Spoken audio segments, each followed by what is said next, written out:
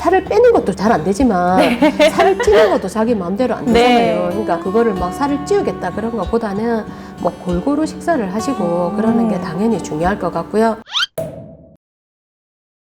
임신을 준비하실 때 보통 주변 사람들을 보면 체중 관리 꼭 하시는 분들 많으시더라고요. 실제로 비만이라든지 저체중이 임신에 좀 영향을 미치나요? 정상 체중을 유지를 하는 게 정말 중요한데 만약에 너무 이제 체중이 작게 나가는 상태, 저체중인 상태에서 이제 임신을 하시는 경우에는 임신 기간 중에 자기 체력이 안 되니까 되게 또 힘겨워 하시는 것도 있고, 저체중인 상태에서 임신을 하시게 되면 아기도 이제 체중이 잘 안 는다든지 임신 기간 중에 조산의 위험이 증가한다든지 그런 위험이 조금 더 올라가더라고요. 물론 이제 임신하시고 나서 신경을 써서 잘 드시고 그러면은 또 크게 문제가 안 되는데, 살을 빼는 것도 잘 안 되지만 살을 찌는 것도 자기 마음대로 안 되잖아요. 그러니까 그거를 막 살을 찌우겠다 그런 것보다는 뭐 골고루 식사를 하시고 그러는 게 당연히 중요할 것 같고요. 저체중보다 더 문제가 되는 게 과체중인 상태로 혹은 비만인 상태로 임신을 하시게 되면 임신 중에 임신성 당뇨의 위험도 올라가고요. 아기가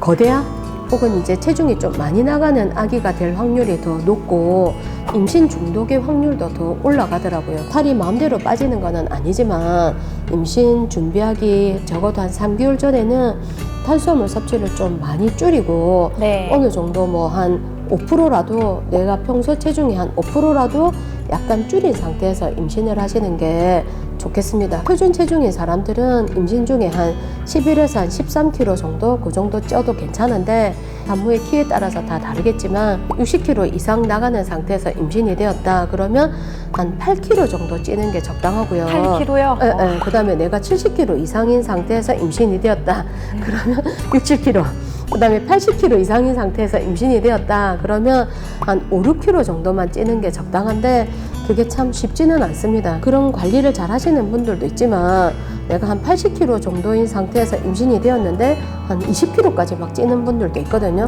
그런 경우에는 임신 후반부에 당뇨라든지 그 다음에 임신 중독, 이제 혈액순환이 잘 안 되니까 몸이 많이 붓는다든지 그런 여러 가지 문제가 더 잘 생기더라고요. 그래서 임신 전에부터 체중 관리를 잘 하시는 게 좋습니다. 저도 나중에 이제 아기를 낳을 계획이지만 체중 관리도 체중 관리인데 저는 키가 좀 작거든요. 그래서 키가 작은 사람과 키 큰 사람이 좀 아이를 가지는 데 있어서 좀 더 수월하고 어렵고 그런 차이도 있을까요? 임신을 하는데 차이는 없죠. 임신을 하는데 차이는 없는데 나중에 분만할 때는 문제가 될 수 있어요. 왜냐하면 다 그런 건 아니지만 키가 작으면 전체적으로 다 이렇게 약간 아담하잖아요. 그러니까 골반도 좀 약간 아담할 수 있고 그 다음에 키가 크면은 골반뼈도 좀 클 확률이 높잖아요. 그래서 키가 작은 분이 아기가 좀 크다 그러면 아무래도 이제 자연분만 할 때 어려움이 있을 수 있죠. 키도 크고 골반도 괜찮고 이 산모는 아무 문제가 없겠네 싶었는데 의외로 이제 골반을 둘러싸고 있는 근육들이 많이 긴장을 하거나 그러면 그게 또 아기 낳을 때 또 힘든 분도 있고 이 산모가 키가 작아서 이 산모가 아기를 잘 놓겠나 싶었는데도 의외로 되게 잘하는 사람들도 있기 때문에 그거는 뭐 사람마다 다 다르고 그때 또 막달에 아기 크기라든지 산모의 전체적인 건강 상태 그런 거하고도 다 상관이 있으니까 미리 절대 걱정은 안 하셔도 됩니다. 네, 알겠습니다.